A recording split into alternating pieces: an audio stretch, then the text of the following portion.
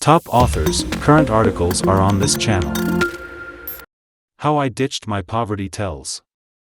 A study published in the journal Nature last month about something called bridging social capital elicited many nodas on social media.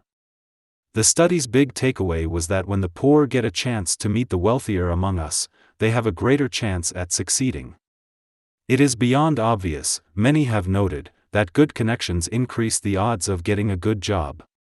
But as someone who jumped classes, from living below the poverty line to solidly middle class, I can shed some light on the numbers. Being around the better off didn't just forge connections that would lead to employment opportunities. It taught me something more crucial: how to act like I belonged in the first place. There was only one catch: would have to stop acting poor, which meant polishing aspects of myself that would prevent those friendships from sticking. Smoothing those edges paid dividends, but at the uncomfortable cost of erasing parts of myself.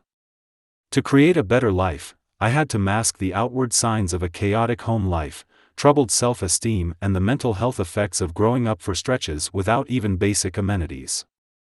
Everyone's history, painful or not, is intertwined with who they are. The study analyzed 72 million Facebook relationships of U.S. adults ranging from age 25 to 44, a very large sample. It found that poor children, if raised in neighborhoods where a majority of their friends were wealthier, enjoyed a 20% jump in earnings on average over counterparts who lacked those relationships.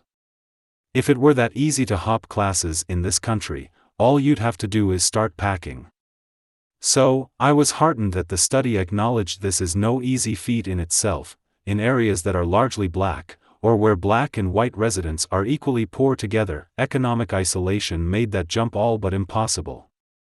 But, if you're lucky enough to simply be around better, you've got a fighting chance. That's what happened to me. I grew up in a poor Appalachian town of 900 people, but then moved to a town of about 20,000 in Tennessee, where we lived in a trailer park with a handful of other families like ours, single mothers on welfare.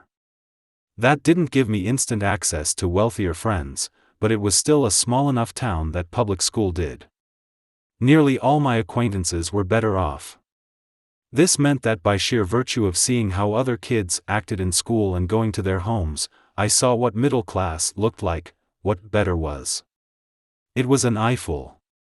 I went to McMansions in new suburbs, to houses with pools, closets stuffed with brand-name clothing and fridges stuffed with brand-name food. I didn't want all of it, but I wanted a bunch of it. But it was my friendship with one family that gave me a window into how I might attain it. Allison's parents weren't ostentatiously wealthy, but their lives held all the hallmarks of middle-class aspiration. Books, games, and art projects were scattered around the family room. They read newspapers and magazines, and they discussed current events.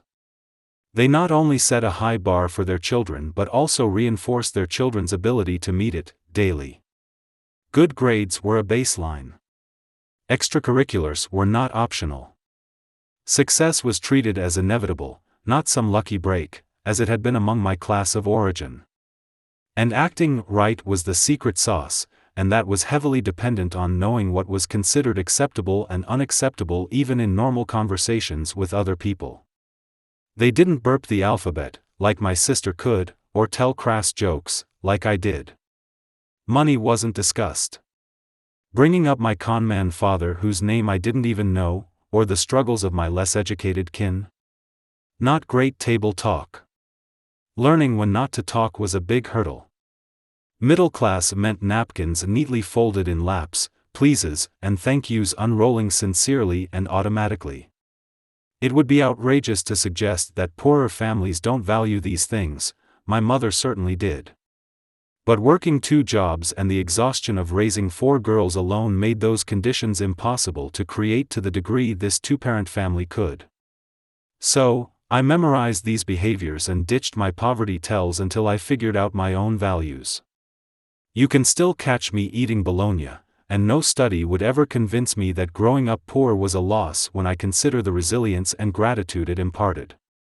But it didn't take a good SAT score to notice what I was supposed to act like, dress like, talk like, and seem like to make those friends, to improve my lot. The sooner I accomplished that, the sooner I realized no one knew what class I grew up in, unless I told them.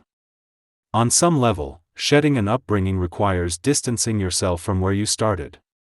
That can put a disadvantaged person in the position of erasing themselves, their history and their people just to feel worthy of a better life. I have no doubt it was critical to succeeding, but it's still not easy to admit to myself the extent to which I was willing to happily join in on that erasure all on my own. For all the study's merits, that's a cost it did not seem able to account for.